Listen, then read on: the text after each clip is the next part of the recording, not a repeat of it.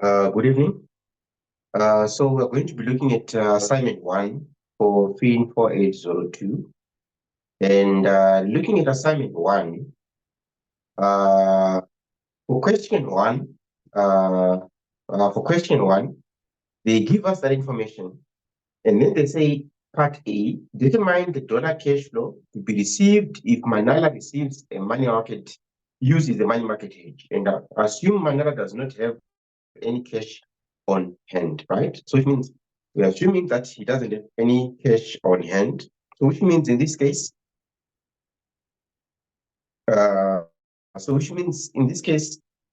this particular company, we're going to say how it works with the money market hedge is that you are trying to move between currencies. You're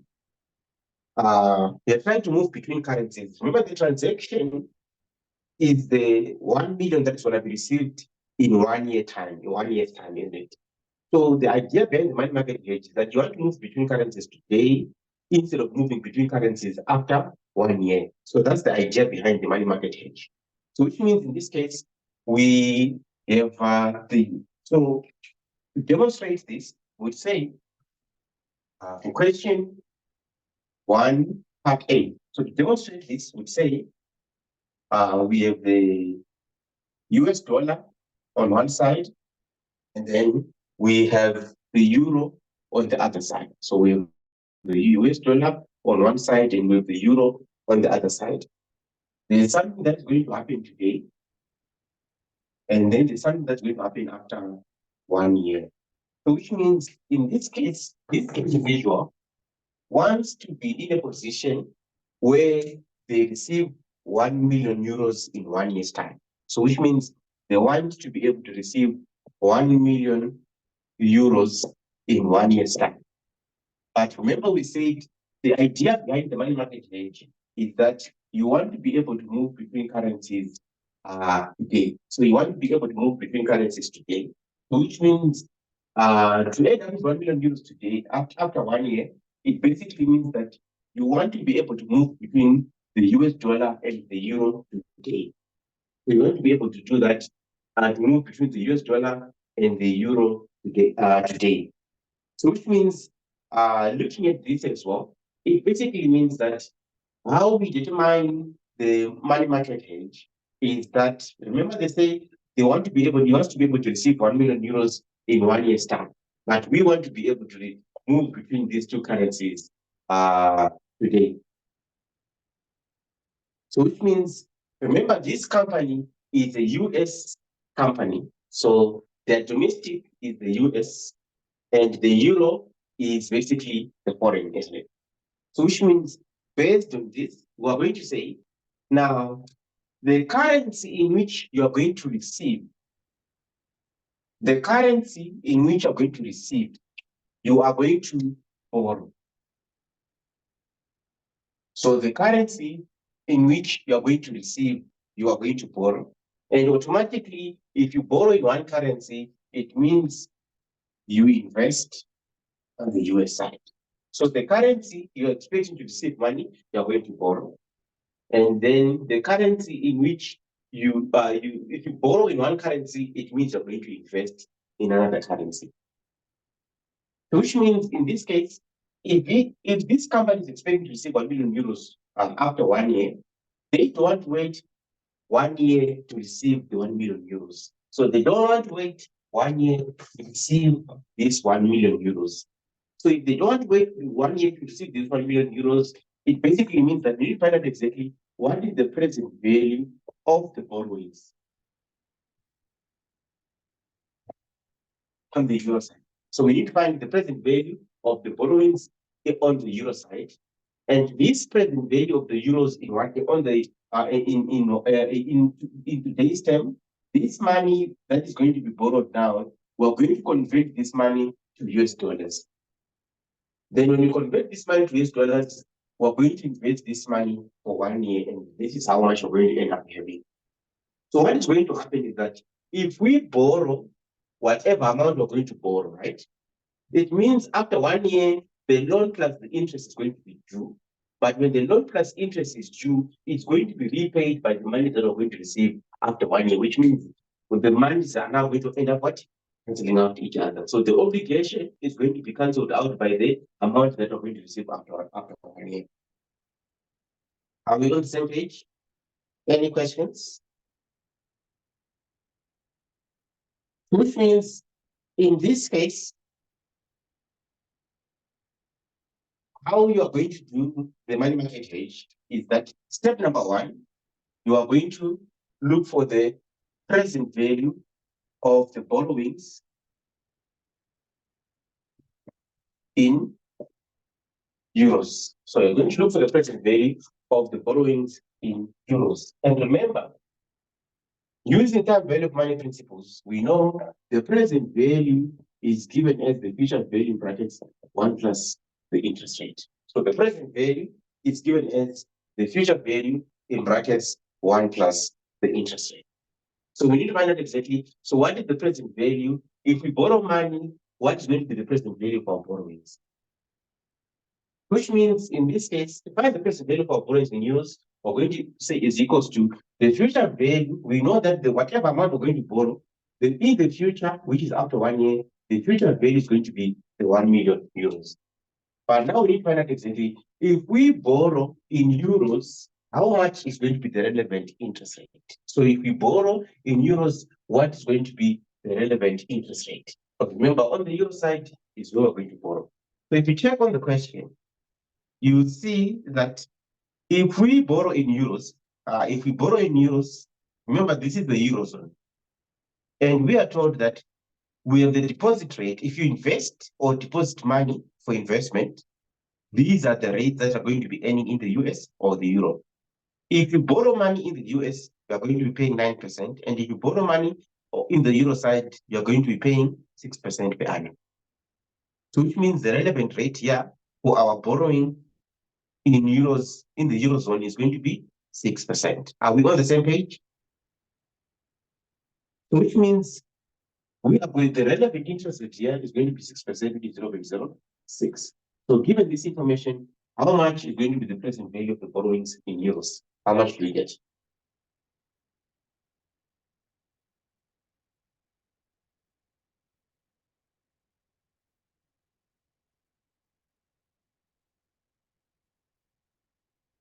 How much do you get?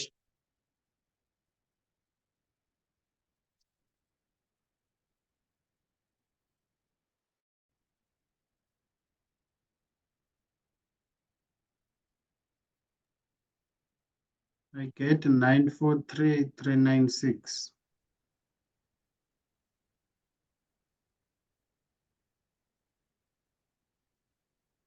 943,396.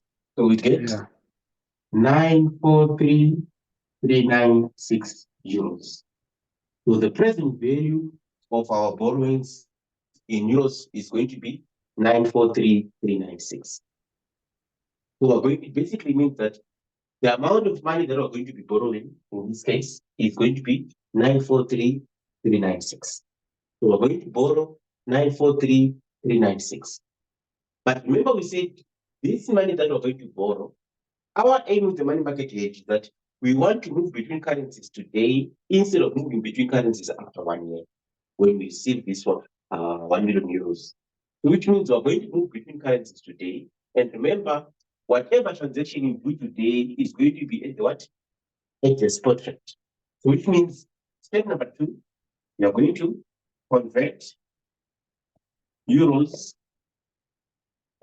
to dollars at the spot rate. So we're going to convert euros to dollars at the spot rate.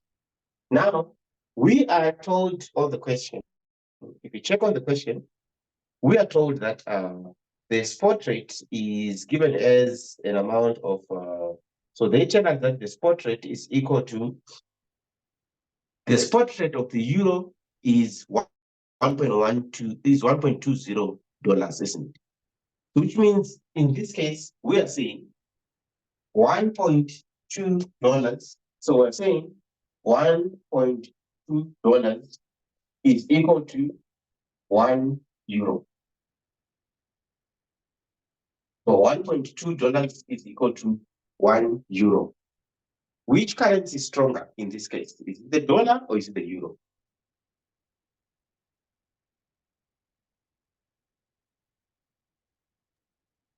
It's the dollar. Okay. Please note, the stronger currency is the currency you need less of. So when you look at the exchange rate, the stronger currency is the currency you need less of. So in this case, we're basically saying that for 1 euro, you need 1.20 US dollars, which means in this case, the euro is the stronger currency. So the euro is the stronger currency. Please take note of this, take note of this as well. Remember we said, so it basically means that we are moving from the euro, which is the stronger currency, going to the US dollar, which is the weaker currency. So please take note of this as well, where we say when moving from stronger currency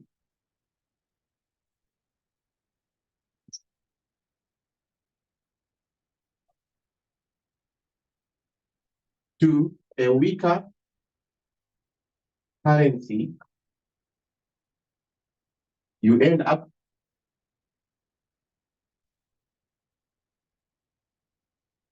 with more units. So when you're moving from a stronger currency to a weaker currency, you end up with more units. So we are told that we are sitting with 943,396 units of the euro, isn't it? So we are sitting with 943,396 units of the euro.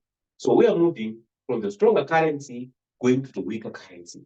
So if you're moving from the stronger currency to a weaker currency, you end up with what? More units. So for us to end up with more units, given the exchange rate of 1.20, so given the exchange rate of 1.20, are we going to multiply or are we going to divide for us to end up with more units? So what do we do? Do we multiply or do we divide? We multiply. So we're going to multiply in this case, right? So we're going to multiply by the spot rate of 1.20. So how much in US dollars do you end up with?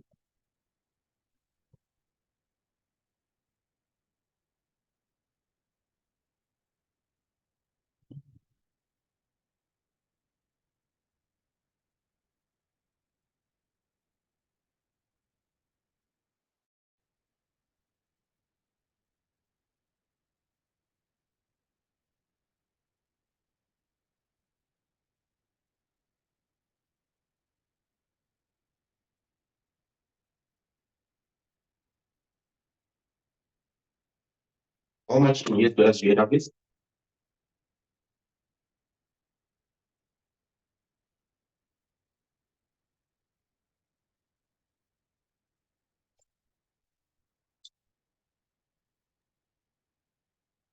It's 1,132,075. 0.75. So that's how much you end up with what? In dollars, isn't it? But remember we said this money, we're going to now invest this money for 1 year, isn't it? We're going to invest this money for 1 year, which means step number 3, invest the profits in dollars for 1 year. Next. Now we need to find out exactly if you're going to invest in US dollars, at what interest rate are you going to be earning? So if you check on the question, they tell us that the deposit rate in US dollars, the deposit rate in US dollars is given as 8%. So on the question, they give us that the deposit rate in US dollars is equals to 8%. So we're going to be earning 8%. What do we know as well? We know that the future value is given as the present value in brackets 1 plus R, isn't it? We know that the future value is given as the present value brackets 1 plus R. So which means, remember we said we're going to be investing at 8% per annum. What is the present value? The present value is the 1,132,075 in brackets 1 plus the interest rate. Remember, it's for 1 year, so it's going to be the full interest of 8%. So given this information, how much do you end up with after 1 year?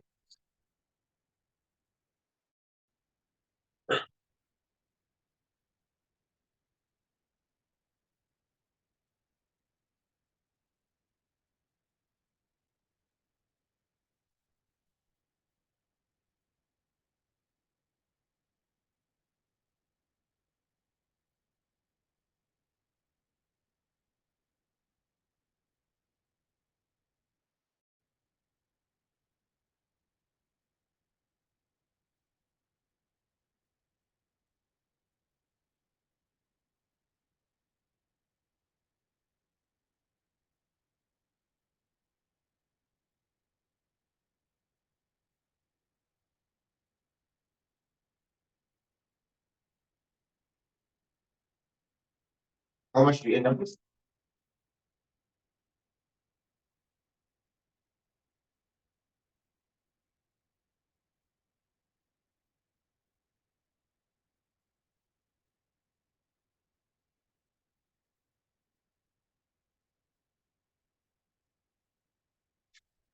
You end up with 1,222,641. So you end up with 1,222,641. So that's how much money you end up with if you choose the money market hedge.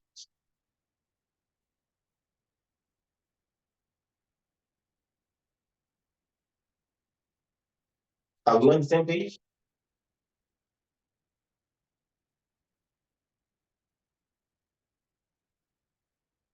Next part of the question, when you move on to the next part of the question, they say, which is part B.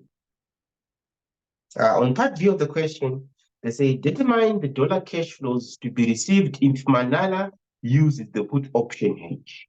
So if they use the put option hedge, so we need to find out exactly how much do they end up with after 1 year in this case.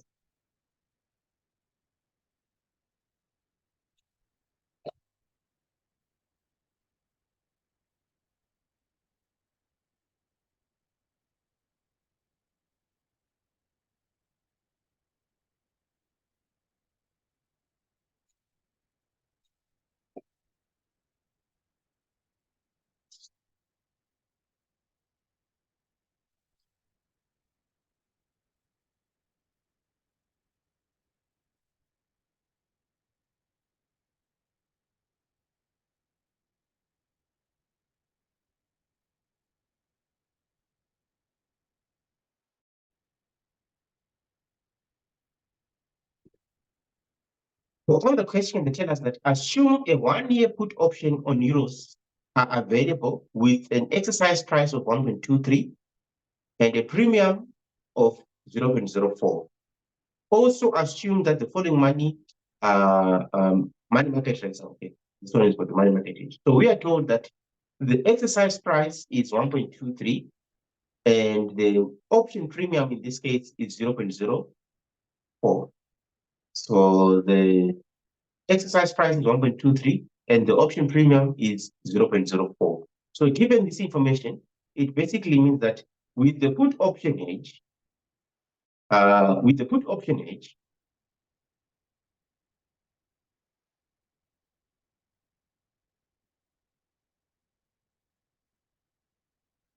so the exercise price is 1.23. Okay. And then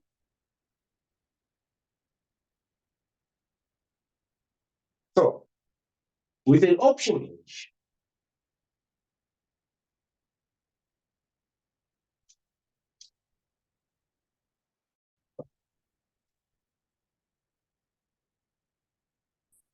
a put option gives the holder the right, but no obligation to sell a security at a predetermined price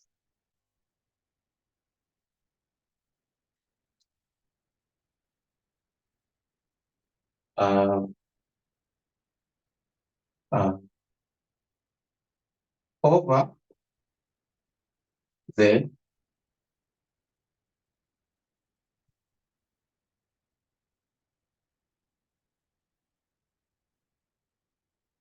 life of the option.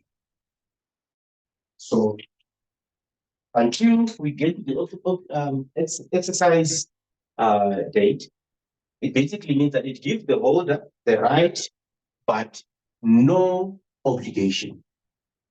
So for you to have no obligation, it basically means that the reason why you are having the right but no obligation is mainly because you are only going to exercise it when it's beneficial to you, right? So for you to have no obligation on the option contract, it basically means that you have to pay premium on the put option. So you will see that when it comes to a put option, two things are going to happen. It's either that option is going to be exercised or is not going to be exercised. So two things are going to happen with an option. It's either the option is going to be exercised or it's not going to be exercised. Now, in which case is the option exercised? The option is exercised if the exercise price is more than the spot price. Because remember we said that the reason why this option holder wants to enter into this contract is mainly because they want to be able to sell the option. They want to be able to sell the exercise. They want to be able to sell the security when it's beneficial to them.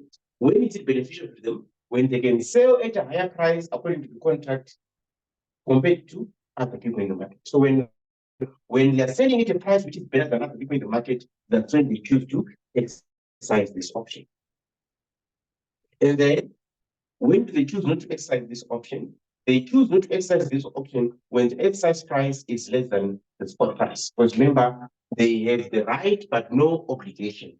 So when they see that selling according to the contract is going to give us less money than selling in the market, what are they going to do? Because they have the right but no obligation, they walk away from the contract and then they go sell in the market. What do we see in this case? If you check on the question, they tell us that assume a 1 year put option in euros is available to an exercise price of 1.23. And they also say Manal expects the spot rate of the euro to be 1.22. So the exercise price is 1.23, the spot rate is 1.22. So are they going to exercise this option or are they not going to exercise this option?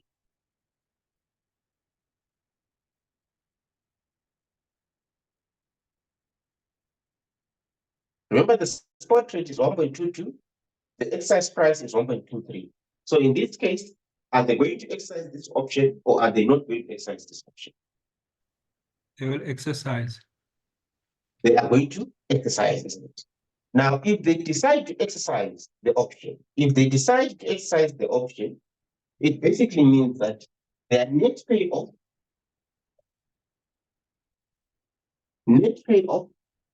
is going to be equal to their net payoff in this case is going to be equal to the exercise price minus the option premium. So the exercise price minus the option premium multiplied by the number of units. If they decide to exercise this option, their net payoff is going to be the exercise price minus the option premium multiplied by the number of units they're selling. If they had decided not to exercise, their net payoff would be, if they decide not to exercise, what is going to happen? They're going to walk away from the contract and sell in the market, isn't it? So it means their net payoff with the spot price in the market minus the premium multiplied by the number of units. Because remember, whatever happens, the premium has to be paid because that premium is the one that gives them the right, but no obligation. Are we on the same page? Which means in this case, remember the question was asking us for the dollar cash flows to be received. So therefore, the dollar cash flow to be received would be equal to,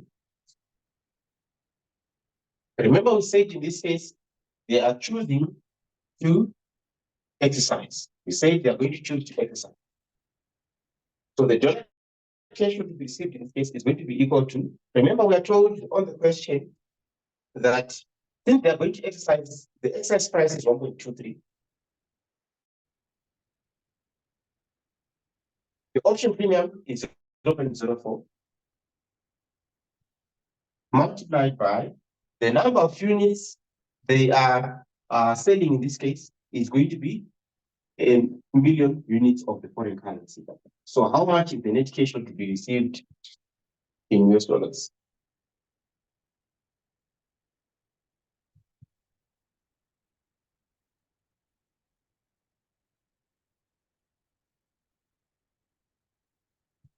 Okay, to be more precise, remember the exchanges are given or are already given here, and they already gave us in dollars. So to avoid any confusion, we just put them in dollars as well. So how much is going to be the net cash flow?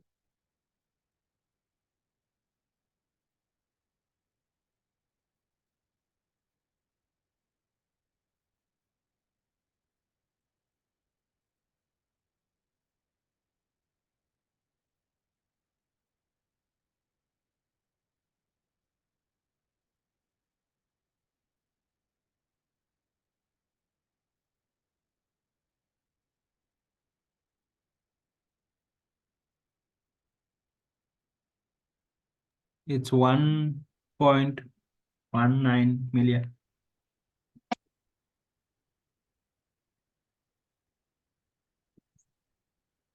So it's going to be 1,190,000.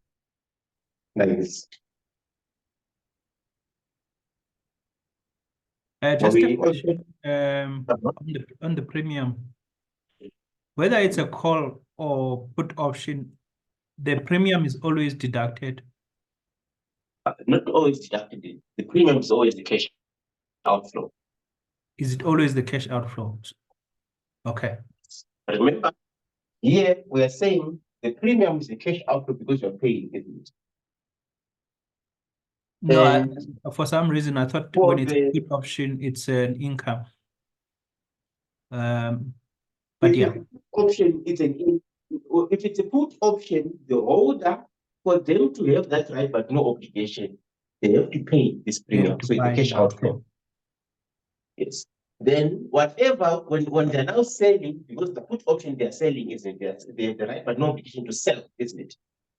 So when they sell, the exercise price and the spot price are going to be inflows, isn't it? So Okay. that's why you're subtracting, because you have an inflow and an outflow. So they have to net profit out. Okay. When the core option is going to be different, reason being the price, remember the core option gives the holder the right but no obligation to buy. So if you have the right but no obligation to buy, it means the exercise price and the spot price are going to be cash outflows, right? Yes. And the core option premium is also going to be a cash outflow. So you have two cash outflows there. So the easiest thing is just going to be adding, because you have two cash outflows. That's how you should understand it.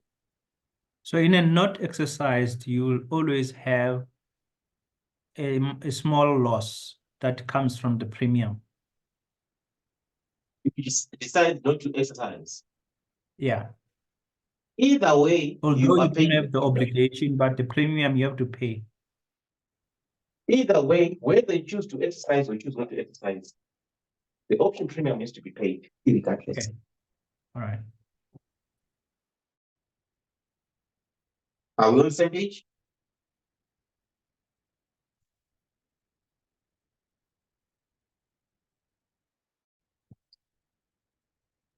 All right. Question 2. For question 2, they give us that information.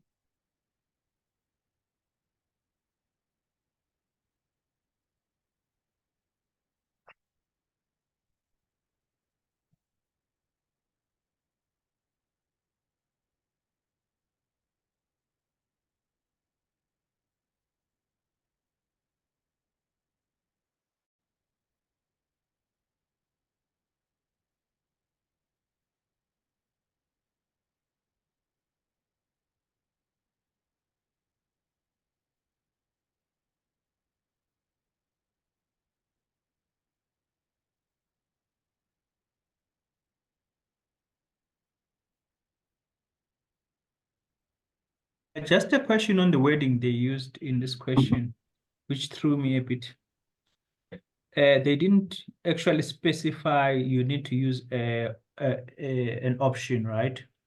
It could have been any kind of hedge, right? Could have used a forward or whatever. With the money market hedge wording, For just part, explain. remember you are referring to question 1 part B, right? Question 1A. Oh no. Oh, sorry. I think I missed question 1A. Yeah. Because for part B, they say uses a put option hedge. So they did specify there. Oh, okay.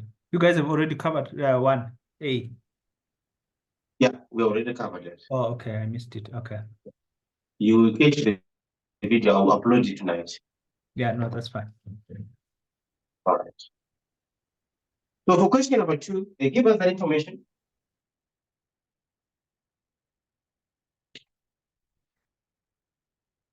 And here they say, is the interest rate parity holding? So the first part of the question, they ask us if the interest rate parity is holding. So to check if the interest rate parity is holding, we know that the interest rate parity holds if 1 plus the interest in the domestic currency is equal to the forward rate over the spot rate multiplied by 1 plus the interest in the foreign currency. So if the interest rate parity is holding, this side should be equal to that side. So 1 plus the interest rate in the domestic currency should be equal to the forward rate divided by the spot rate multiplied by 1 plus the interest rate in the foreign currency. So which means that the interest rate parity is holding, this side should be equal to that side. So if you check on the question, they tell us that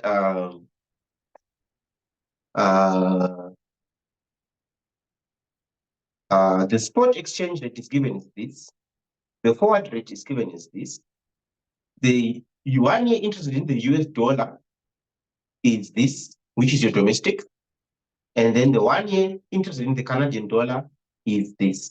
So they give us that information, which means to determine if the interest rate parity is holding, remember we said that the domestic is going to be the dollar and the foreign is going to be the Canadian dollar. So which means in this case, the domestic is the US dollar and the foreign is going to be the Canadian dollar.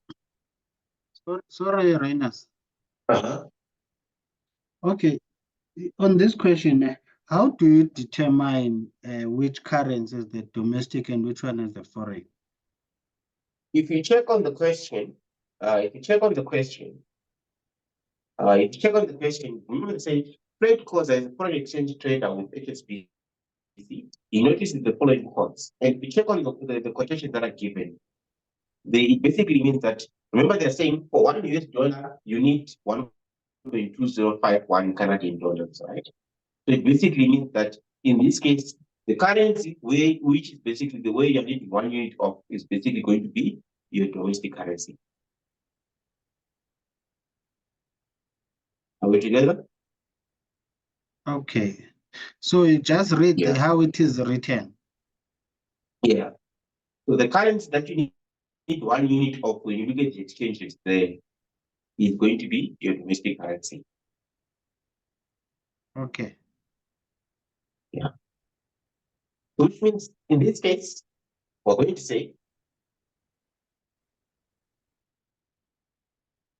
1 plus the interest rate in the US dollar, and we are told that is 1.25, whereas the decimal 0.0125 will be equal to the forward rate, which is given as 1.1922 divided by the spot rate, which is given as 1.2051 multiplied by 1 plus the interest rate in the Canadian dollar, which is 3.75%. So as a decimal is 0.0375. So given this information, how much do you get on one side and how much do you get on the other side? So on the left hand side, you're going to get 1.0125. And how much do you get on the right hand side?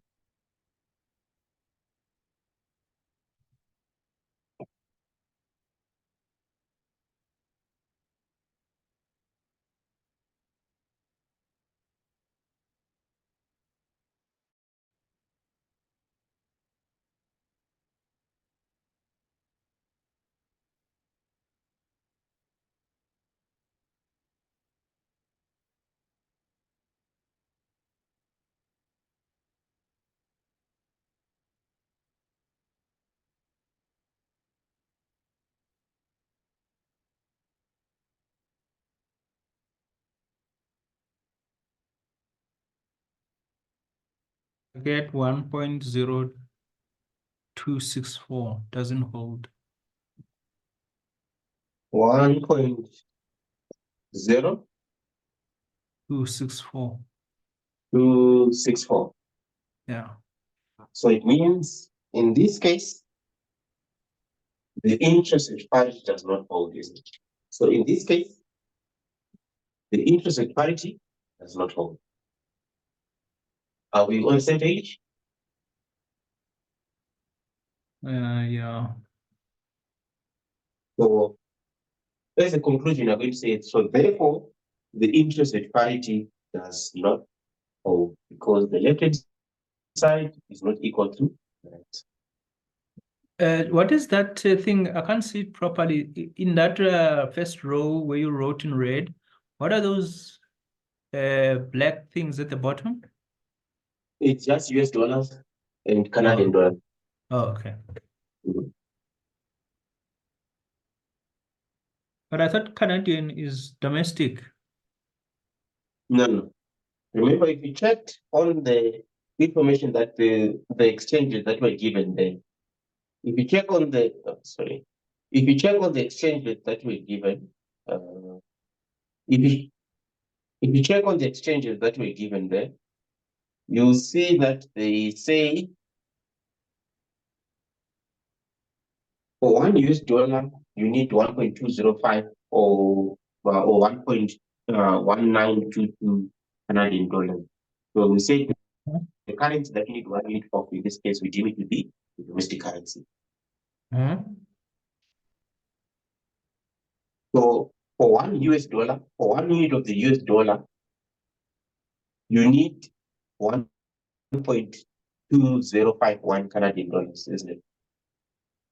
So in this case, we deem the US dollar to be the domestic currency. Okay. Okay.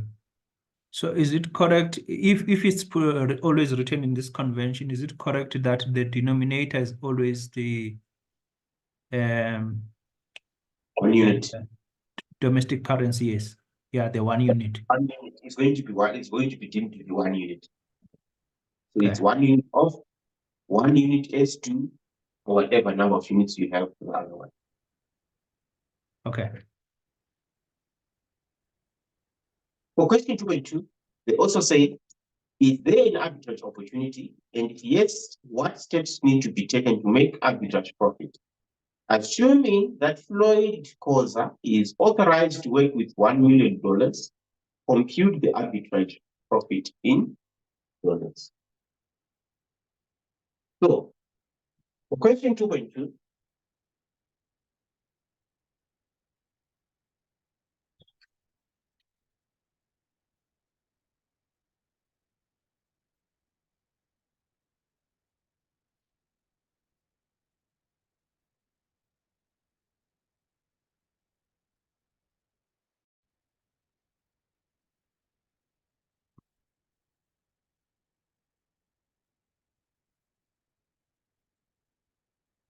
so when you look, remember we said on the left hand side, we got a figure of 1.1025. And on the right hand side, we got a figure of 1.0264, right? Which means in this case, the left hand side is where you have the US dollar, and the right hand side is where you have the Canadian dollar, right? What does that mean? The side which is smaller is the side which you are going to choose to borrow from. And the side which is bigger is the side that you're going to choose to invest in. So which means in this case, the US dollar side is 1.01, is it? 1.0125, right? So it means in this case, the side which is smaller, which is the US side, is the one that you're going to borrow, going to make arbitrage profit. And automatically, if you borrow on one side, you're going to invest on the other side. So which means you're going to invest on the Canadian dollar side. So if you look at it from a T diagram perspective, you have the US dollars. So and you have the can I Canadian. ask you something before we get to that one? So the US dollar is stronger, right? In this case. Yes, yeah. I would assume because it's stronger. Oh yes, the interest rates would be lower there. So you're right. Okay, cool. No, I got it. You mean to choose which side to invest or borrow? Yeah, no, I was thinking if its currency is stronger, it'll typically have lower interest rates than the one that is weaker. So in this case, you borrow from the US. And It's then not necessarily the case, because if you still remember the first chapter that you did in the textbook, you will see that when they look at determinants of exchange rates, it's not only interest rates that determines the movement in exchange rates. You also have to look at income levels, you have to look at growth expectations, you have to look at your future expectations as well. So all these other variables over and above interest rates are also going to end up affecting the movements in exchange rates. So it's not only interest rate that basically determines that. But I thought because we are saying we're going to borrow in the US, the main determinant is that the cost of funds there is lower than in Canada. So we borrow where the cost of funds is lower, and we invest where the returns are higher. But remember, you also have to take into account. So two things are always going to be affecting your investments or your choice of investment or your choice of borrowings. The first thing is the expectations of the movement in the currencies. The second thing, whether the currency is going to appreciate or depreciate, whether you are choosing to borrow or invest. And the second thing is basically the interest rates as well. So it's not just interest rates that you have to look at when determining where to borrow or invest. You have to look at movements, expectations of movements in the currency, whether the currency is going to appreciate or depreciate. And then you also have to look at the interest rate as well. So there are two things that you have to take into account. Okay. So would they ask you this question to substantiate that way? You mean for this question? Yeah. For question 2.1? 2.2. So I'm saying, would they say, okay, fine, you're going to borrow in the US and invest in Canadian dollars, substantiate your answer? ideally, how you would put this or substantiate this, you would say, because 1.0125 is less than 1.0264, we can say that the US interest rate report is less than it should be as per the costs of the other three variables. So there are other three variables that you have to take into account, which is the forward rates, the spot rates, and also the foreign interest rates as well. So they all play a part in determining the movements and the relationship between the currencies as well. Okay. Okay. So that's why I was saying that it's not just interest rate that determines movements determines where you're going to be borrowing. Movements and also exchange rate expectations based on your movements between the relationship between the spot rate and the forward rate. Okay, got it. Yeah.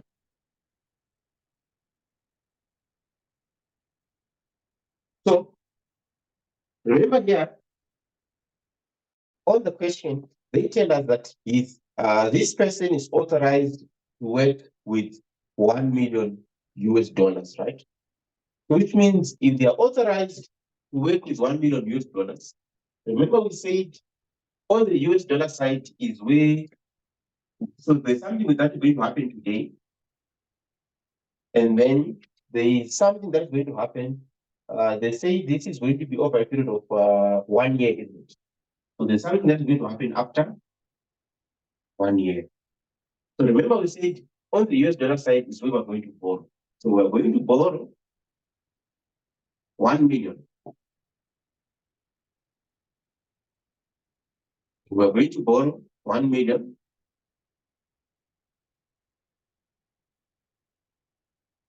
Now, if you borrow 1 million, after 1 year, you're going to be having an obligation of the loan plus interest on the US dollar side, isn't it?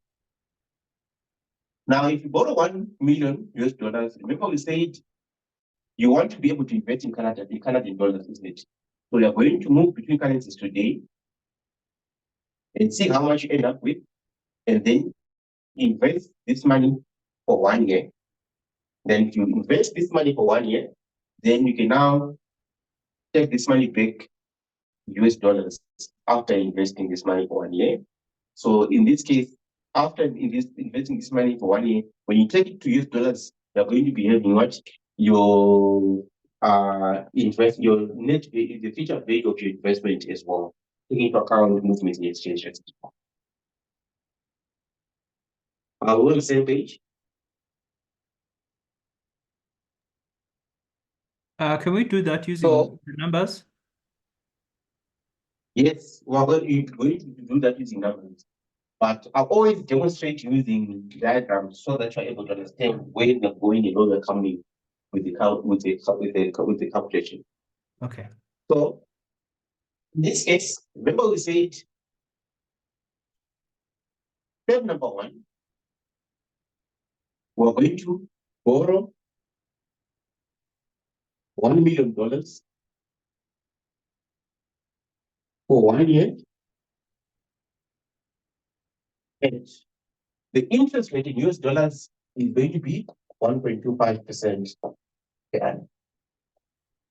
So we're going to borrow 1 million US dollars, and in this case, we're going to borrow 1 million US dollars at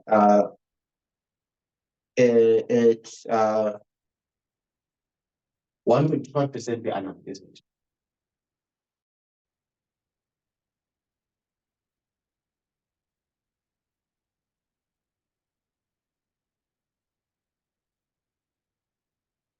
Are we on the same page?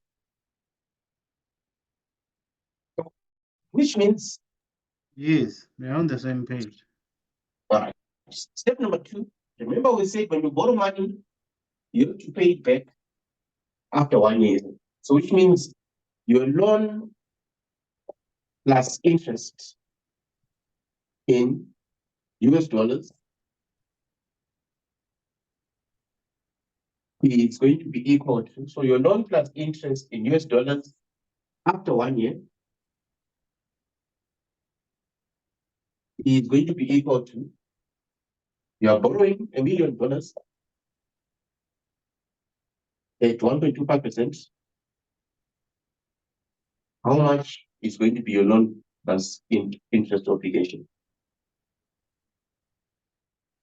It's 1012500. 500.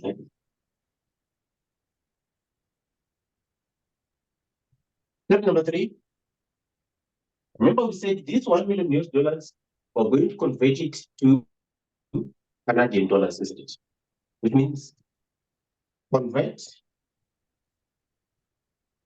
US dollars to Canadian dollars at the spot rate. So we're going to convert US dollars to Canadian dollars at the spot rate. So remember, whatever you do today is always going to be based on what? On the spot rate of exchange. And we are told that on the question, they told us that the spot rate between the currencies is 1.1, is 1 point. So on the question, they tell us that the spot rate is 1.2051, gives you $1 US. So 1.2051 Canadian dollars gives you $1 US. Which currency is stronger in this case? Is it the US dollar or the Canadian dollar? US dollar. The US dollar is stronger, isn't it? So if you are going to be converting from the US dollar to the Canadian dollar, do you end up with more money or do you end up with less money? More Do money. you end up with more units or less units?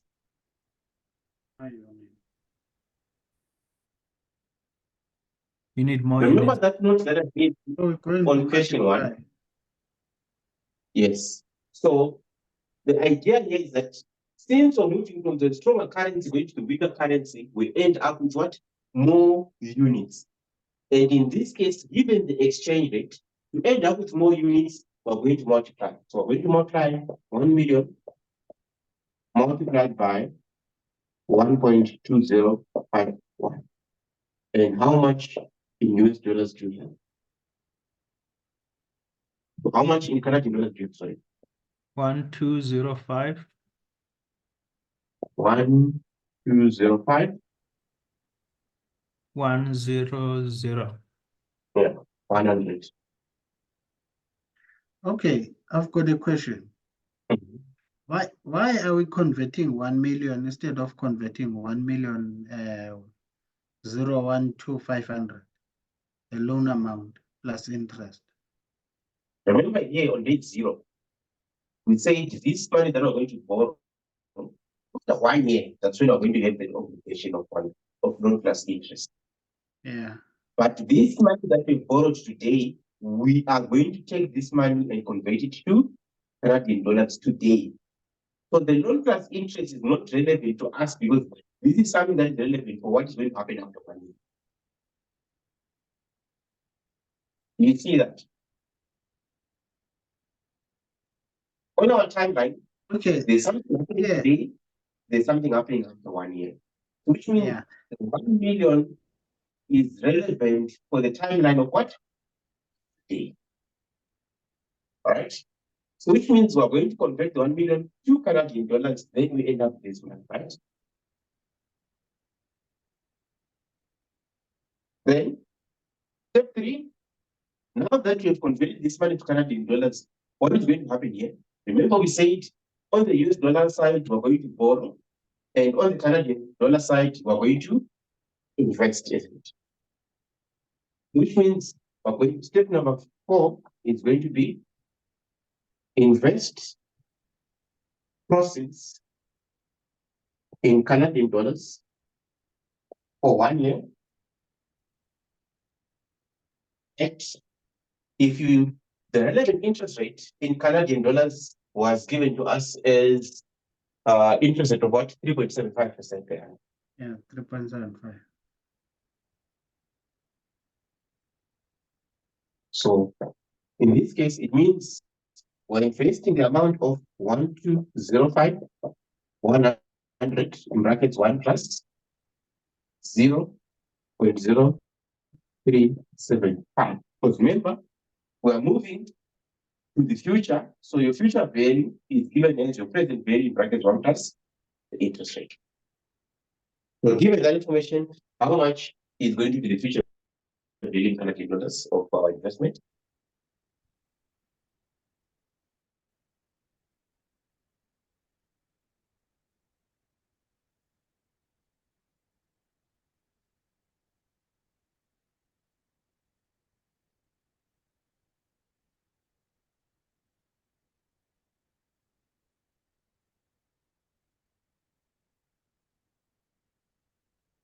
It's 1, 2, 5.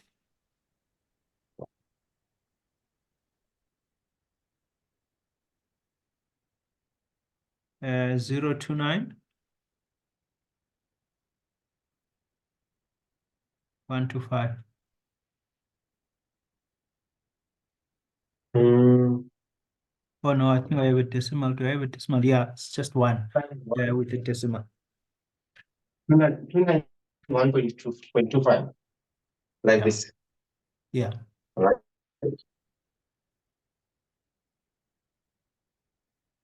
Step number 5.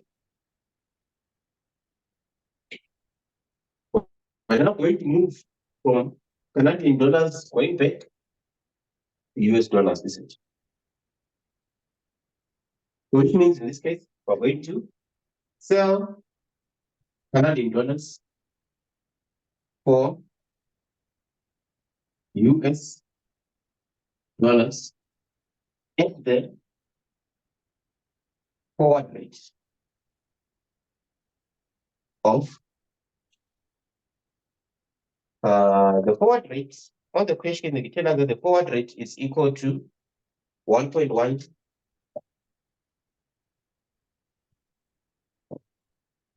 1.1922, which means it's going to be 1,250,291.25 units. Now we are going to be moving from the Canadian dollar going to the US dollar, right? And our exchange rate is given as 1.1922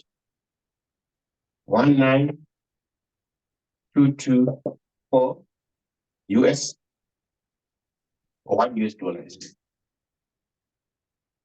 So in this case, it means when moving from a weaker currency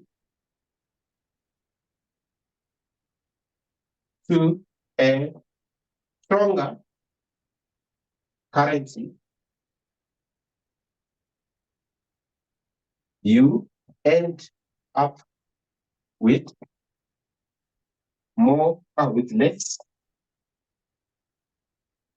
units.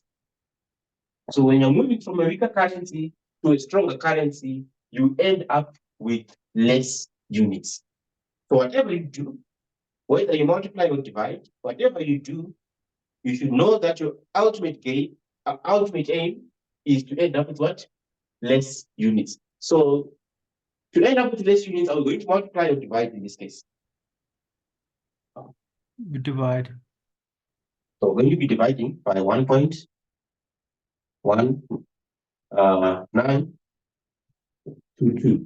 So how much in US dollars do you end up with?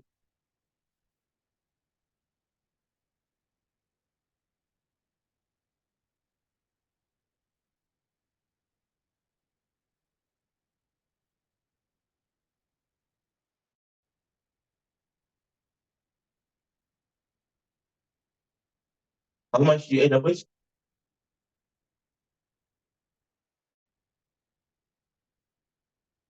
How much do you end up with in US dollars?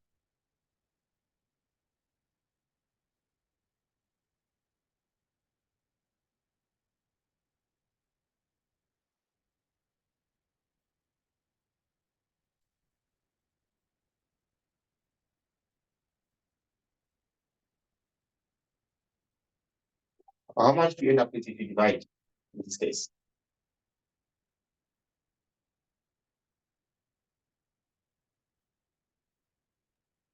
You end up with 1,048,726.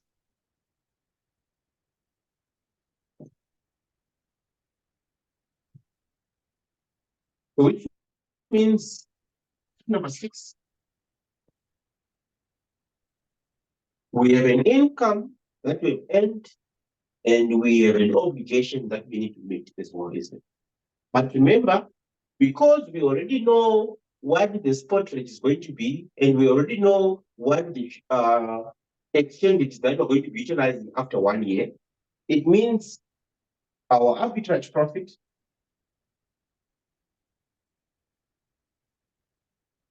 is going to be equal to the difference between the income that we have, the inflows that we have of 1,048,726 minus the outflow of the loan plus interest, which is 0.12,500.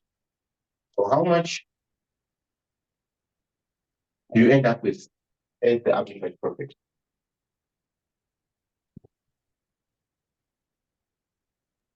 $36,226. $36,226. And remember, by definition, arbitrage profit is basically riskless profit. And how does that riskless profit arise? Because of what? Mispricing. So because of mispricing, there is a potential for you to be able to earn that riskless profit. So the moment you see that the left side is not equal to the right side, it basically means that there is some form of mispricing of the exchange between these currencies. And because of that, it basically means that you're going to be, because of this mispricing, it means that you're going to be able, there is potential for you to be able to earn what? Arbitrage profit.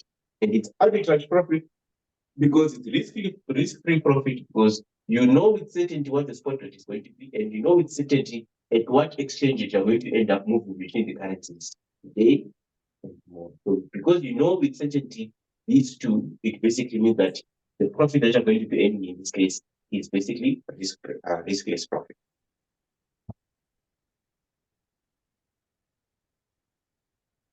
Are we on the same page? Yes.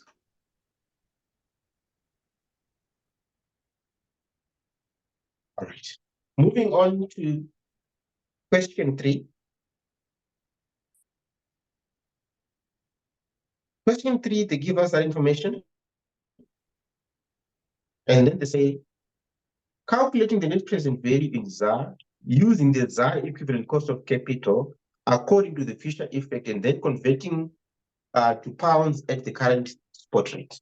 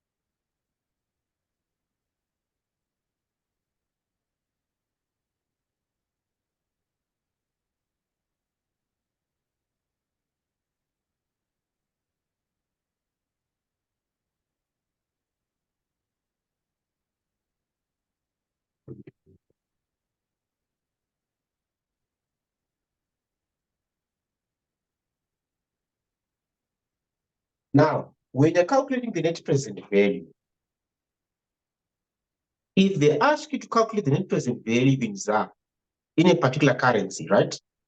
If they ask you to calculate the net present value in a particular currency, it basically means that you need to make sure that the cash flows are in that currency, and you also need to make sure that the discount rate is also in that currency as well.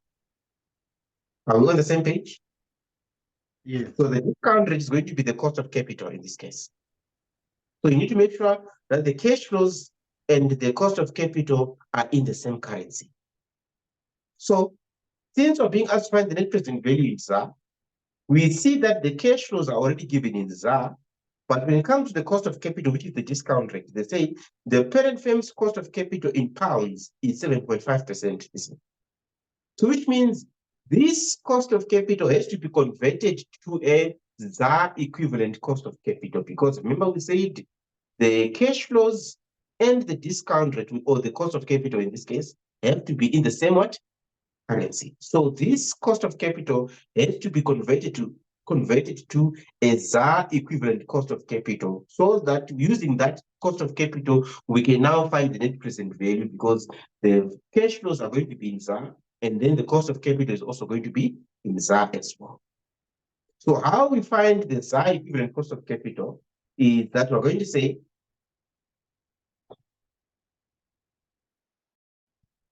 the ZAR equivalent cost of capital is given as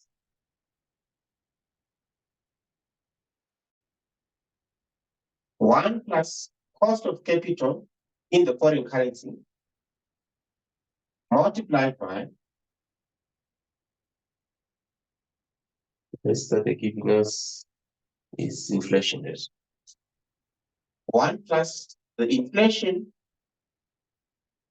in the domestic currency, or you can say home currency, divided by one plus the inflation in the foreign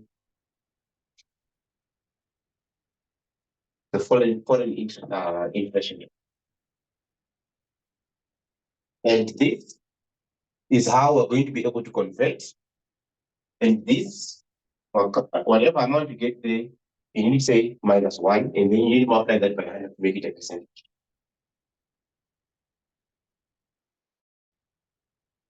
So if you check on the question, they gave us the.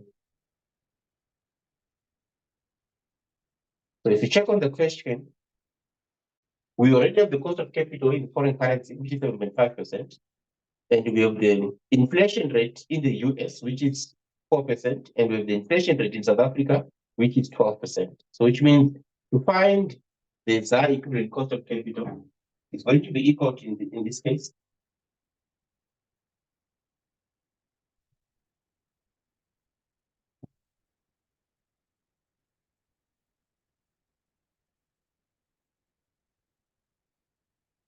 one plus the cost of capital in the foreign currency of 0.075 multiplied by 1 plus inflation in the domestic currency, 12%, so it's 0.12, over inflation in the foreign currency, which is 4%, 0.04, minus 1. So given this information, how much do you get as the ZAR equivalent cost of capital? Remember, the answer that you're going to get there is going to be in decimals. So you need to convert it back to percentages by multiplying it by 100. So how much will you get as the ZAR equivalent cost of capital? 15.77%. 15.77%.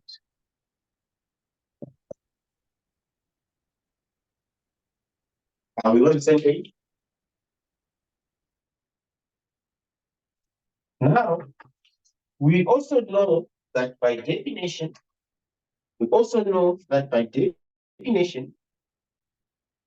your net present value is given as the present value of expected future cash flows minus initial investment.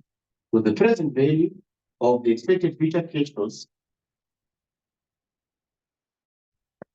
minus initial investment will give you the net present value. And remember how you find the present value in this case. We know that the present value is given as your future value brackets 1 plus R to the power of 2. This is how we determine the present value. Which means in our calculation, the future cash flows that they're giving us on the question, you see that on the question, they tell us that these future cash flows are the initial cost, which is the initial investment, in this case is 50 million.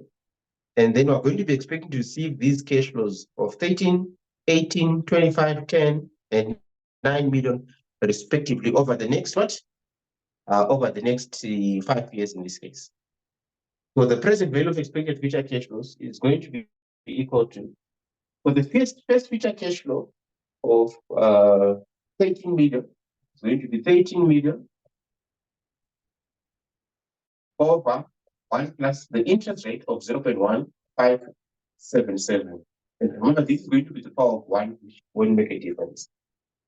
The next future cash flow is going to be 18 million. So it's 18 million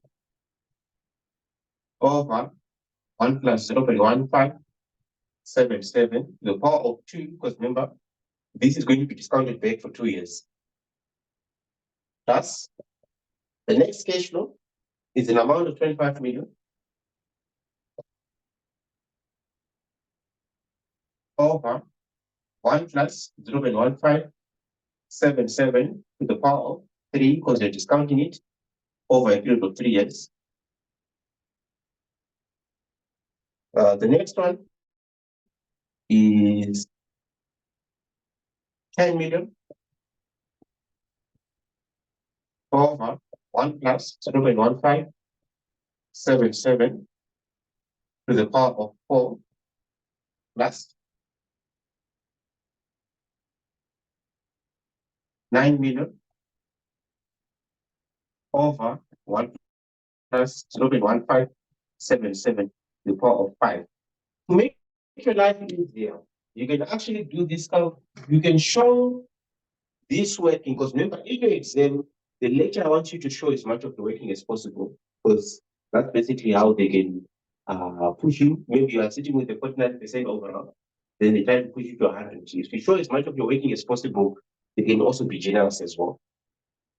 So if you're going to be using then from this, remember, this is the total cash inflows minus the initial investment. Remember, the initial investment in this case minus 50 million. So we have to subtract the initial investment of 50 million. So if you're going to be using your sharp calculator, that's when you're going to say, 50 million press plus minus button, and then you press enter, because you're entering the first cash flow, because that's your cash flow for year 0. Then after that, you're going to say 13 million, enter, because the cash inflow now, then 18 million, you press enter, 25 million, you press enter, 10 million, you press enter, 9 million, then you press enter. Then after that, you say second function, CFI, and it asks you for the rate per year, and the rate is 15.77, and then you press enter. You scroll down, and then you compute. If you're using the HP calculator, that's when you're going to say 50 million.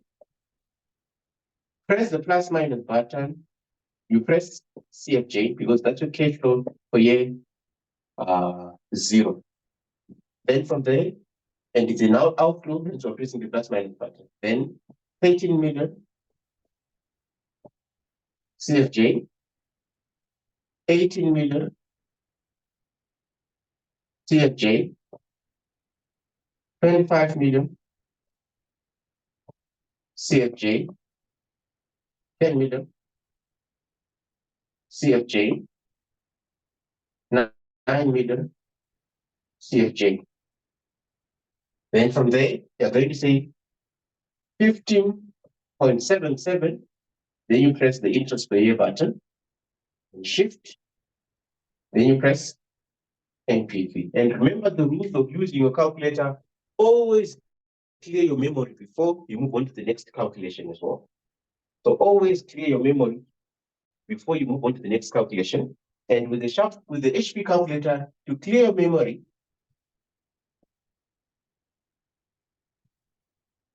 clear memory with the HP calculator, you press Shift,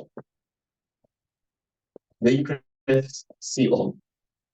And with the sharp calculator, you press second function, alpha 0, 0. And that's how you clear your memory before you do the calculation. Otherwise, you remember things that you were doing previously and consider them as relevant cash flows as well. So if you do the calculation there, how much do you get as your net present value in ZAR?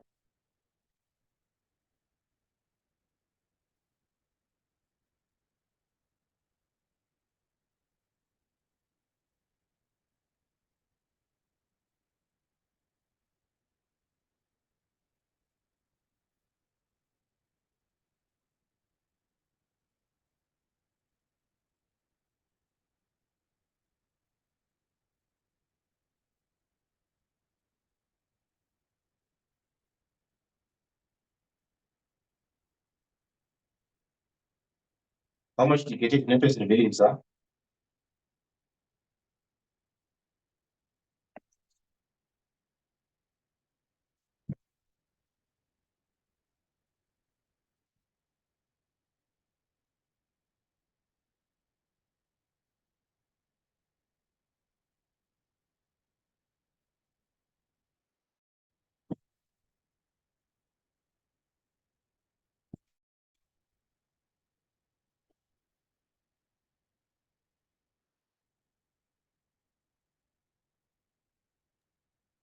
I get 50,666,072.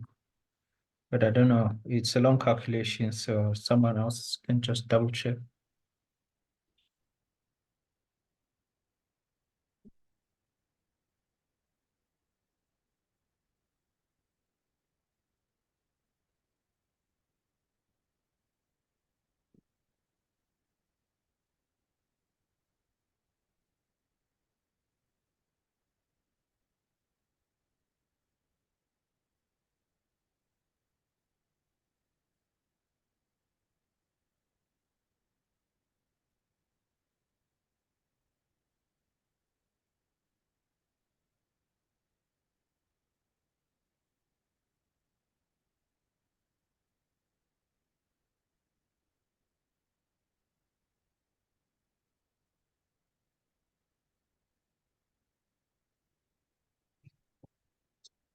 You must be able to get a net present value which is equal to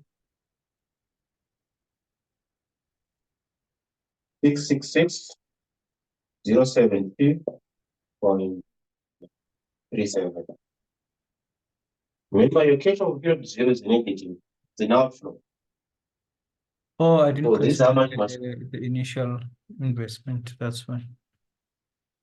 Okay. Are we getting the same amount? How much was the initial investment? 50. 50 million. 50 million. 50 million.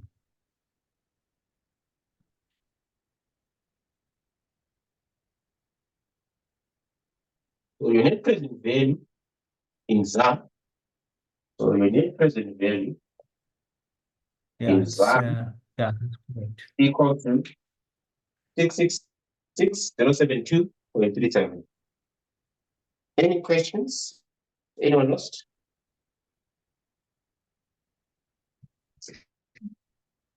The net present value in pounds is equal to, so the net present value in pounds is going to be equal to, we're given that the net present value in ZAR is 666,072.37. But now, remember, we are going to convert we're going to be converting the rand to British pounds, isn't it? And on the question they had given us that the spot exchange rate was given as, so they told us that the spot exchange rate for the ZAR pound exchange rate was given as 15.56. What this means is that this is 15.56 as to 1. So it's 15.56 as to 1, which means the first amount is the first stated currency, the second amount is the second stated currency. So 1 unit of the British pound gives you 15.56 rand. So in this case, we are moving from the rand to the British pound. Do we end up with more units or do we end up with less units?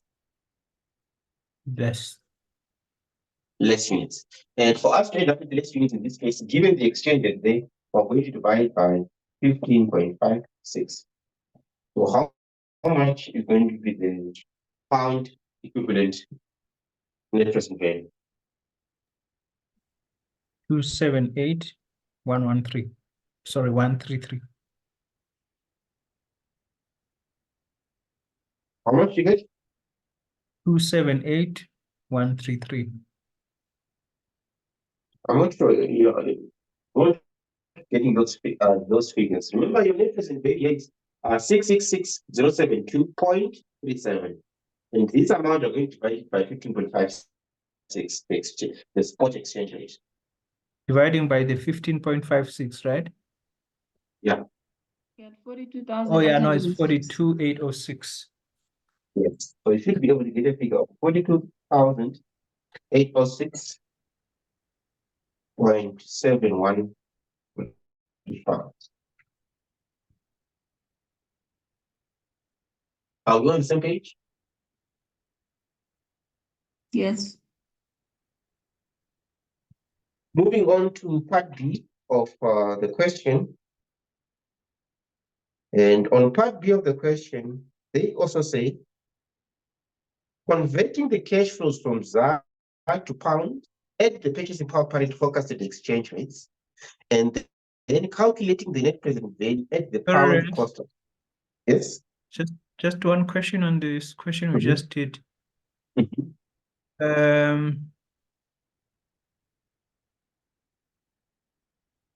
We're dividing by the spot rate.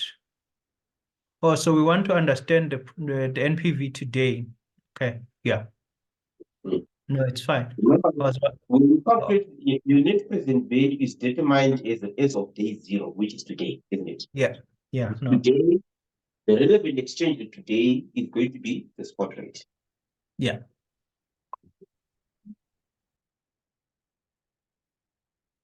Part B of the question, they ask us, they say, converting all cash flows from ZAR to pound at the purchasing power parity forecasted exchange rate, and then calculating the net present value at the pound cost of capital. So we're now calculating the net present value in pounds, isn't it? Now, when calculating the net present value in pounds, it means the cash flows have to be in pounds and the cost of capital has to be in pounds. The cash flows are given in ZAR, so which means we need to convert these cash flows into pounds. But the cost of capital is already in pounds, so we don't need to change it. Because remember, the cost of capital of 7.5% is the one that is relevant in pounds, isn't it? So the cost of capital is already in pounds, so we don't need to change it. But these cash flows, we need to now estimate what these cash flows are going to be. Now, what do we know? We are now going to estimate these cash flows based on the purchasing power parity. So what does the purchasing power parity say? The purchasing power parity basically says that we can estimate movements in exchange rate by estimating what? By estimating estimation due to the what? Forecasted movements in what? In inflation rates. So generally, we're basically saying with the purchasing power parity, we can estimate the exchange rates by analyzing the movements in what? In inflation rates. So which means looking at this, we have to convert these cash flows into pounds by estimating the movement, by estimating the exchange rates. So we don't know what the exchange rate is going to be in year one when the 13 million is going to be converted into pounds. We don't know what the exchange rate is going to be in year 2, year 3, year 4, year 5. But we use the purchasing power parity to estimate those exchange rates.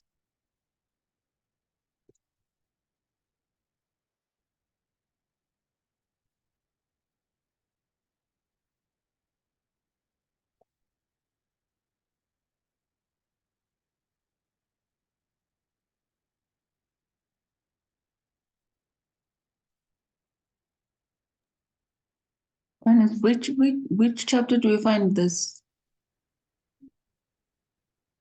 Between chapter 6 and 7, somewhere. Okay. Between chapter 6 and 7.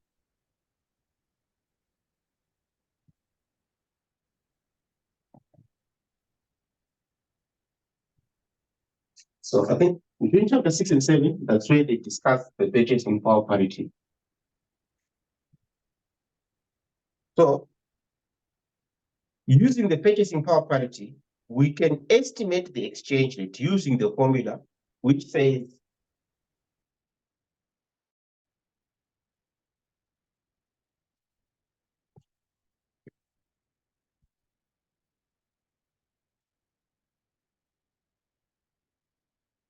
the ZAR pound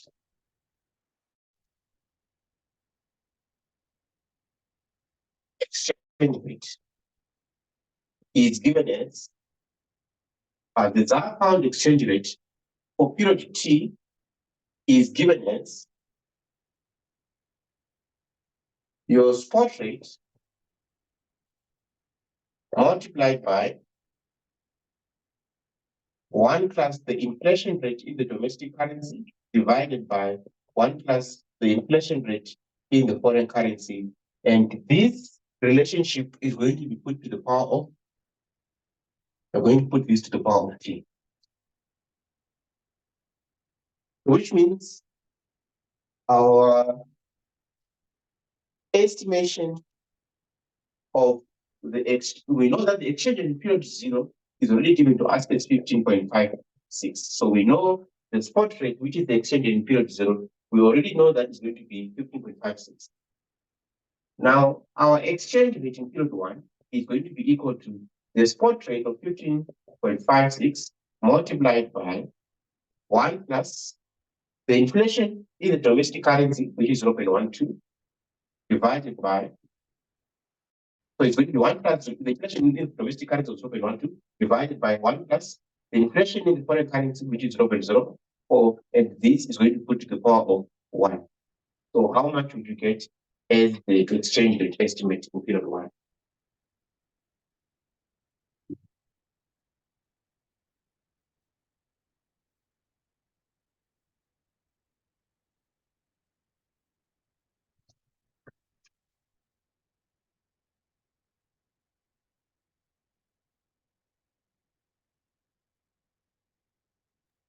It's 16.76. So you get 16.76. Then our exchange rate in period 2 is going to be 15.56 multiplied by 1.12, 1 plus 0.12 divided by 1 plus 0.04 to the power of 3. How much would you get at the exchange rate estimate for period 2? 2 decimal places.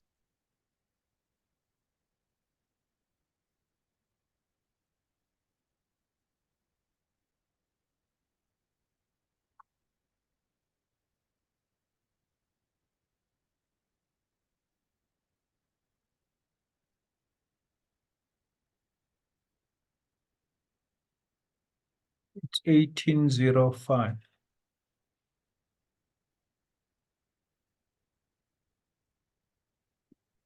$18.05. So you're going to do the same for year 3, year 4, and year 5 as well. So your exchange rate in year 3 would be 15.56 multiplied by 1 plus 0.12 divided by 1 plus 0.04 to the power of 3. And you must be able to get an exchange rate of 19.43. Then your exchange rate in period 4 would be 15.56 multiplied by 1 plus 0.12 over 1 plus 0.04 to the power of 4. And you must be able to get 20.93.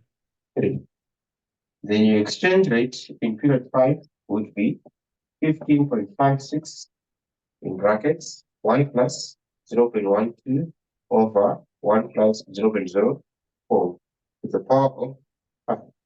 And you must be able to get a figure of 22.54. Now that we have the exchange rate estimates,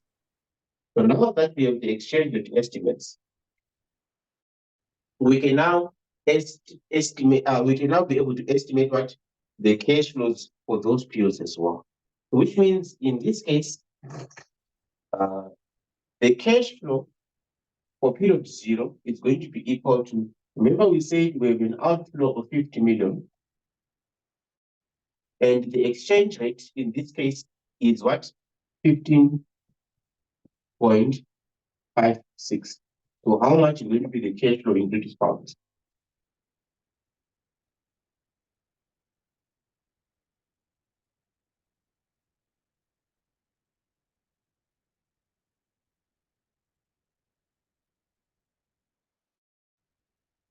It's minus 3213.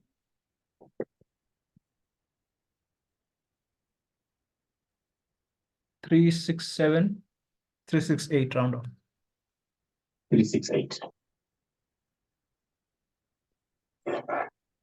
And then your cash flow in year 1 is equal to, for year 1, remember we are told that we have an inflow of 13 million, and the estimate of the exchange in year 1 based on the purchasing power parity is that it should be 16.76. So how much do we get as the cash flow for year 1?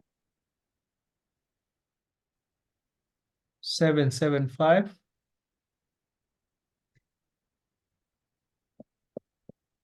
656. 656. And then our cash flow for year 2 is equal to, we were given that the cash flow for year 2 was equal to 18 million. 18 million. So 18 million divided by the exchange rate estimate of 18.05. And how much do we get as the cash flow estimate for year 2? It's 1141. 1141. 408. 408. And then our cash flow for year 3 is equal to, we're told that the cash flow for year 3 was 25 million. So it's 25 million divided by the exchange rate estimate of 19.43. And how much we get as the cash flow in pounds? 1585. 1585. 289. On cash flow 2, I'm not getting the figure you have there. So it's 18 million divided by 18.05. You must be able to get a figure of 997,000. Yes. 230 to the next power. Yeah. 6. And here you must be able to get a figure of 1,286,670. 670. And then your cash flow for year 4 would be 10 million divided by the exchange rate estimate of 20.93. And how much do you get? 4777 477,783. 83. And then your cash flow estimate for year 5 would be, we have 9 million divided by the exchange rate estimate of 22.54. And you get a figure of 399. 9990. So now we have this stream of cash flows from year 0 all the way through to year 5. So we can now be able to find the net present value in pounds, isn't it? So to find the net present value in pounds, I'm going to say 7,75656 divided by 1 plus. Remember we said that the cost of capital in pounds was 7.5%. So it will be 0.075. This is to the power of 1, so it won't make a difference. The next one is 997,230 over 1 plus 0.075 to the power of 2 plus 1,286,670 divided by 1 plus 0.075 to the power of 3 plus 477,783 divided by 1 plus 0.075 to the power of 4 plus 399,290 over 1 plus 0.075 to the power of 5 minus the initial investment, which is 3,413,368. So how much would you get as your net present value in pounds?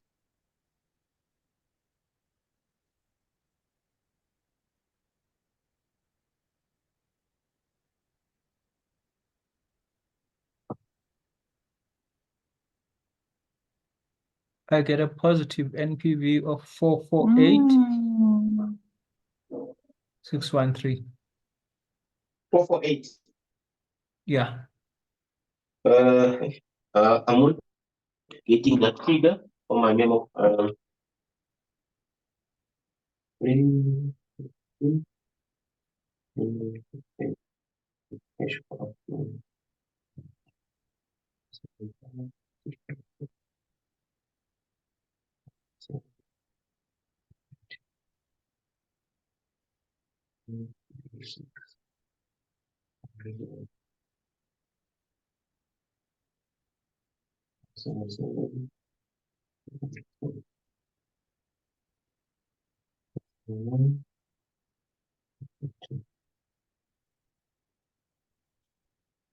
Oh, I know the mistake I made.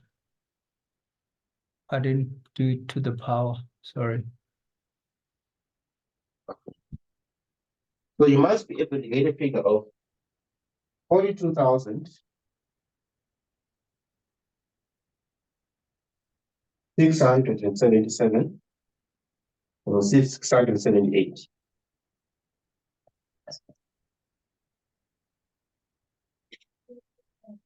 So yeah.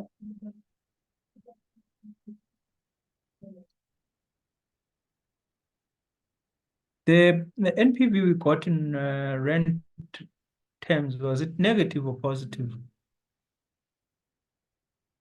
was positive. It's positive. Yeah.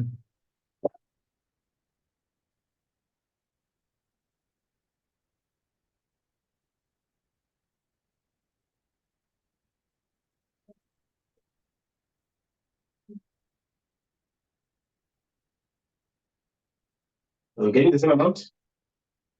Yeah, I think yours is taking, I'm getting 42721, but I think yours is capturing the rounding effect. Okay. So even if you get 42,721, it's still acceptable. Well, the small differences there are because of rounding up. So as long as you show you're working, you won't be penalized. And we see that this net present value that we're getting there is very much close to the net present value that we got when we converted its spot rate, which was 42,807. You see that the net present values are very close to each other as well. And why the net present values would differ is mainly because they both assume that the purchasing power parity they're basically assuming the purchasing power parity when we do the first part or do the second part.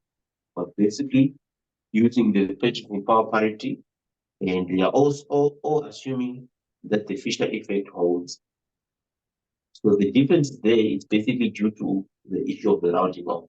Because remember, in part one, in part B, or in part A of the question, the net present value that we got in pounds was 42,807, and it's very close to these figures as well. The reason for the difference is because of the rounding off. Are we on the same page? Okay. Now, on part C Are of they that this question, generous with marks in the exam? they can be, but they try to be Question random, 14 but they marks. can be. Wow, okay. On part C of the question, they also say, what is the net present value in pound if the actual pattern of the ZAR exchange rates are given as this? So if the exchange rates don't, if the actual exchanges end up being these amounts, remember the exchanges that we used previously were based on the forecasted exchange rate based on the purchasing power parity rate. But now, if they're now saying calculating the net present value, if the actual exchange rate ends up being what? This.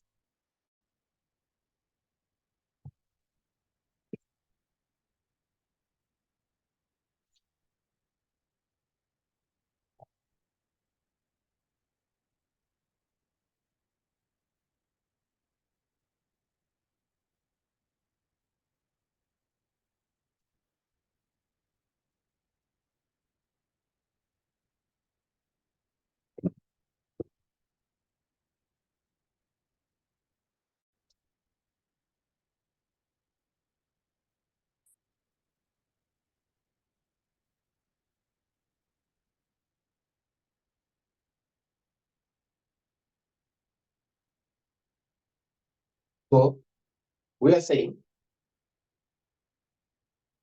the cash flow for year 0 is based on the spot rate. So it's not going to make any difference. It's not going to be different because it's based on the spot rate. But now your cash flow for year 1 is going to be equal to the 13 million. We are now going to divide it by the exchange rate of 14.56. So how much is going to be the cash flow for year 1?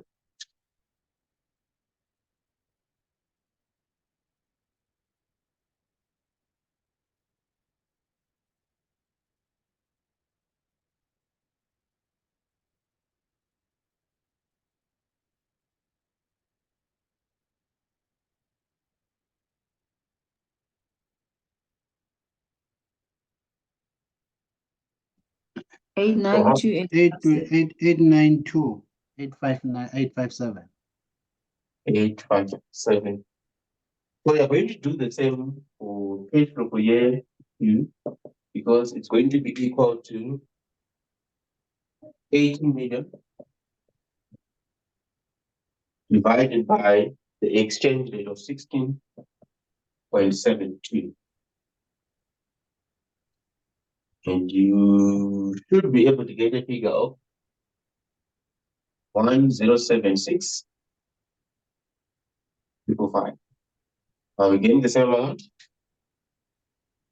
yes. Right? Then our cash flow for year 3 would be 25 million divided by the actual exchange rate of 15.78. And you should be able to get a figure of 1584,284. And then your cash flow for year 4 would be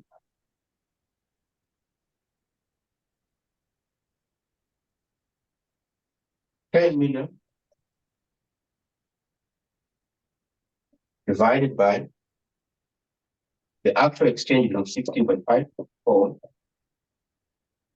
And you should be able to get a figure of 604,595. The cash flow for year 5 would be 9 million divided by the actual exchange rate of 16.32. And you get 551,471. So these, please put your microphone on mute. Please put your microphone on mute. So these are the actual cash flows that you're going to be expecting.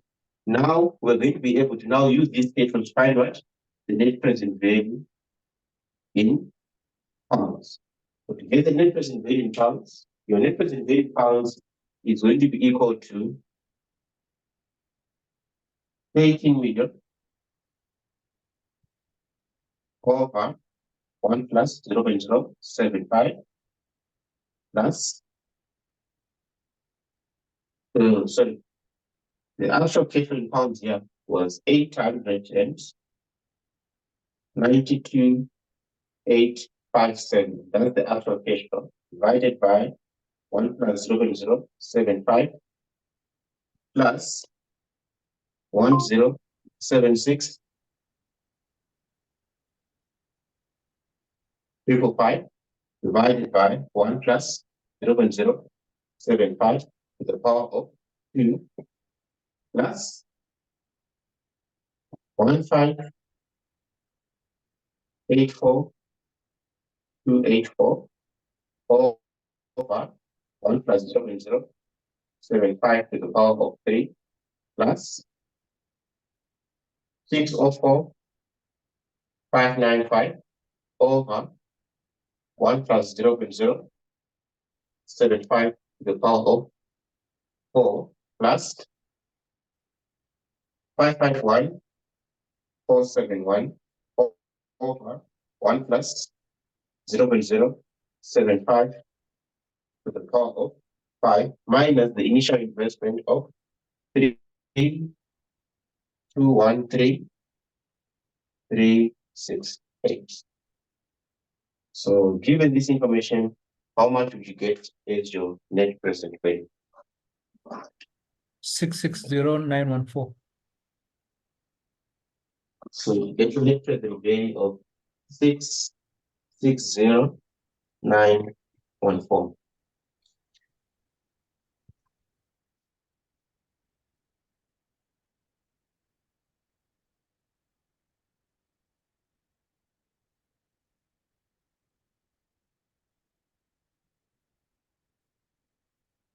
Remember on the question, they asked us to find that net present value. So they asked us to find that net present value. And then they also said justify the difference between the actual and the forecasted net present value. The forecasted net present value in part B of the question was 42,721, or you can use this figure as well. Remember the difference is the figures of the rounding off. The actual net present value is 669,114. So the reason why they are different is mainly because the exchange rates did not evolve. The actual exchange rates did not evolve as estimated by the what?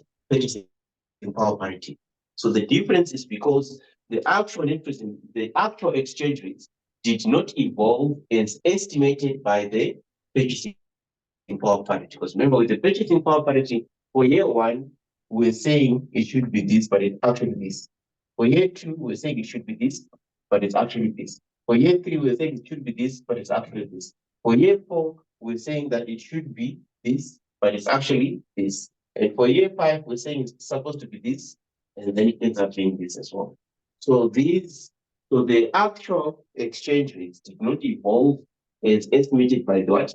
Purchasing power parity. Hence, difference is what? Net present value. Are we on the same page? Any questions? Anyone lost?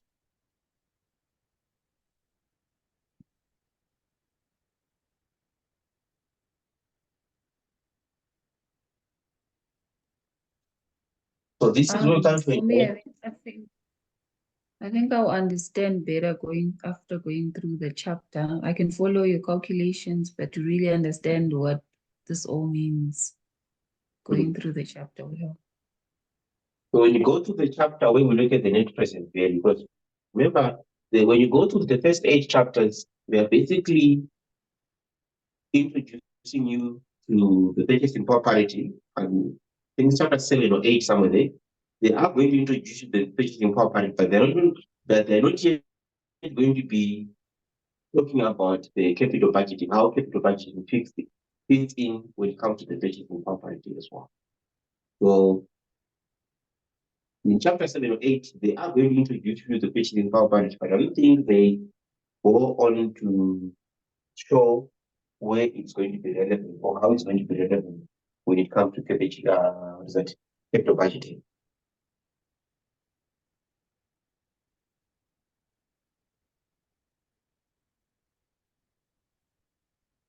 All right. So just a let's question. The way you answer these questions, starting from the Fisher effect, the purchasing power parity, do they expect you to first explain what the Fisher effect is, or because I see they just say calculate, but is there like a mark for saying the Fisher effect is this, the purchasing power parity is this, and then you get into the calculation? No, you don't get a mark. Okay. Unless they specify. Okay. Because remember, like for example, if you look at part C, you will get marks for getting the answer, but you will lose marks if you don't justify. If you don't justify. Okay. So you will get marks for doing the calculation, but you're not going to be able to get the full 8 marks because you just did the calculation, you didn't justify. So you just get the marks for the calculation, but not for justifying, which means you're not going to be able to get the 8 marks again. Okay.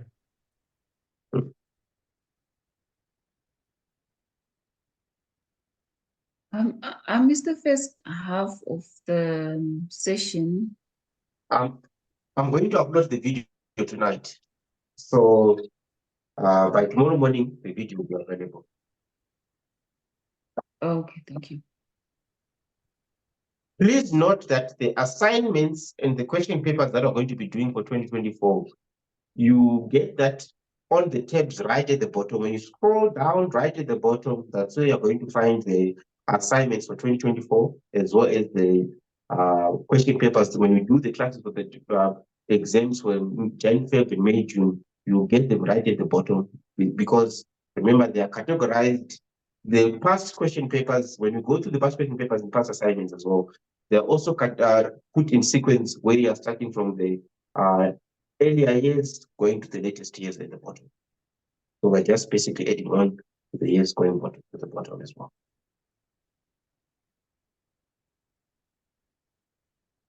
All right, enjoy your evening. Thank you.